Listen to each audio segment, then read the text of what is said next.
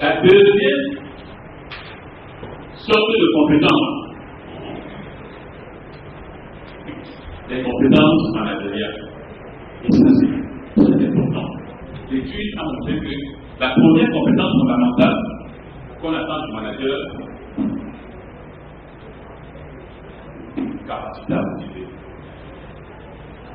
Est-ce que les managers que vous avez aujourd'hui dans les différents niveaux, est-ce qu'ils savent motiver vos équipes collaborateurs? Ou alors ils disent que on m'a déjà compris, je suis arrivé. C'est ça qu'on attend. Je suis déjà arrivé, je suis déjà chef. Si vous voulez vous battre, battez-vous. Moi, je suis déjà chef. Et l'équipe peut être bon que si elle est motivée par le manager. Donc, la capacité à motiver. La deuxième compétence fondamentale, la conduite du changement. Vous vous attendez par là. Il faut savoir que c'est une compétence hyper fondamentale, en ce sens que le changement fait partie du quotidien de toute entreprise.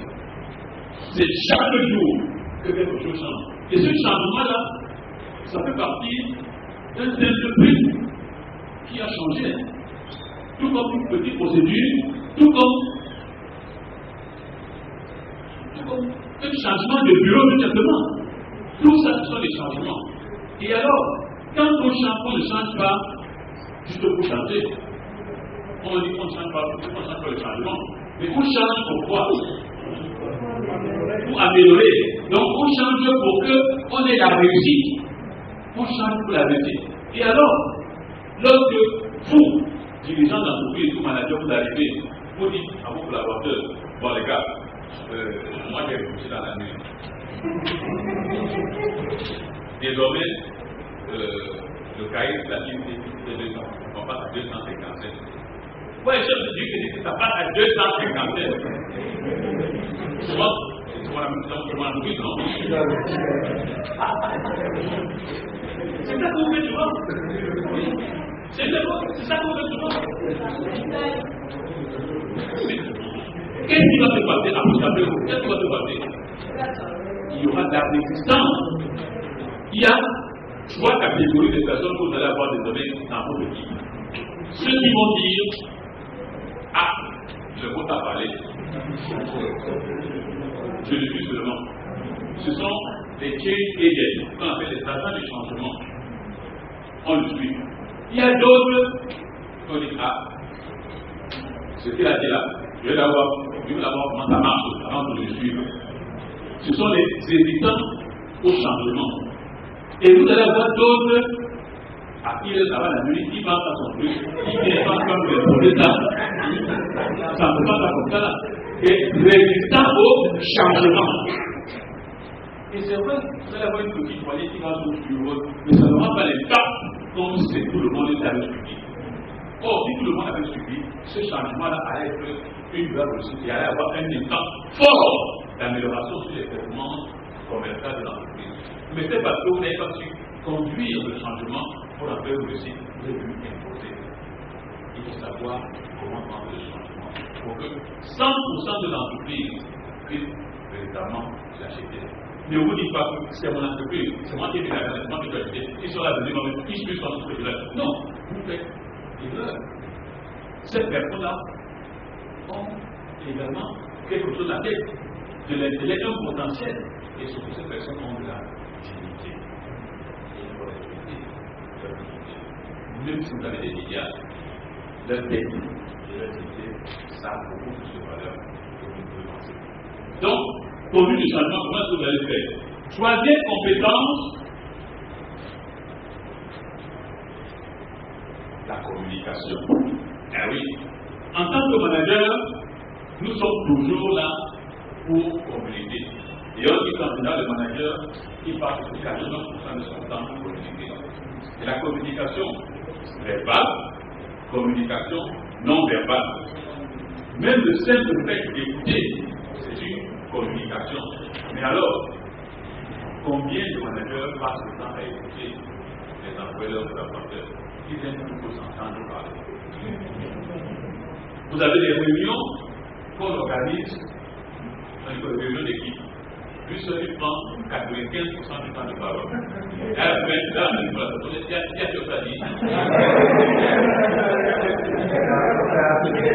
Quand vous dites, ça fait le contexte.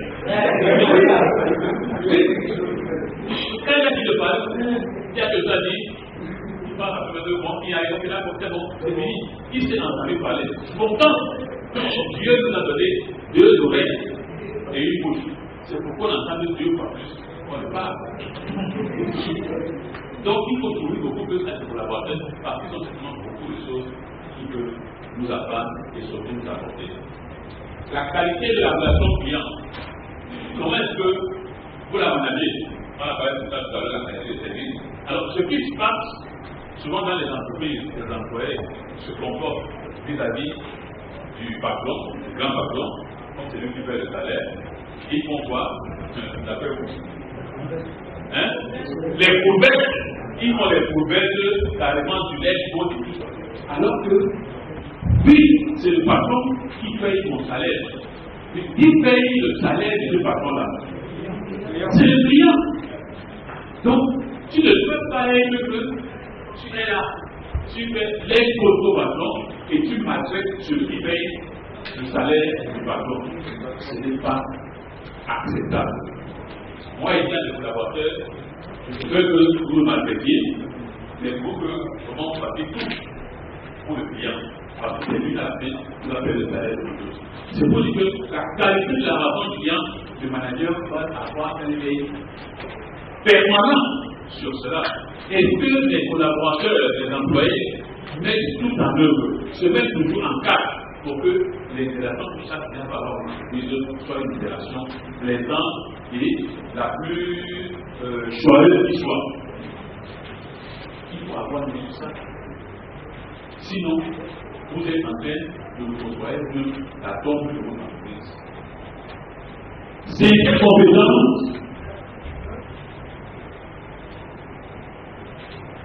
La négociation.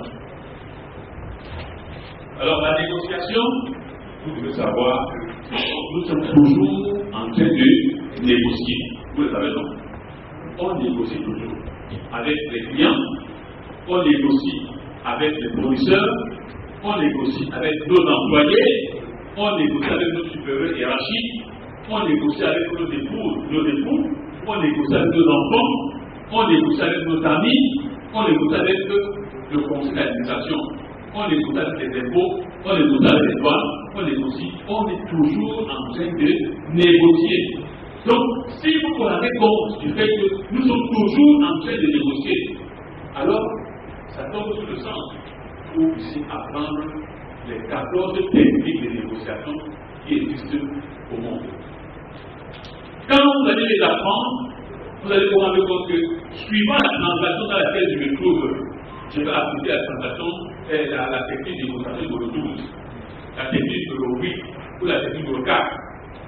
Ça fait en sorte que dans chaque transaction, que vous n'ayez pas un gagnant et un perdant, mais plutôt un gagnant et un gagnant. Pourquoi c'est important d'avoir un gagnant et un gagnant? Pourquoi? Pardon? Tout le monde est content et surtout, ils vont rééditer l'expérience parce qu'ils vont dire qu'avec l'Africa, je gagne toujours. Pendant que l'Africa, avec l'expérience, je gagne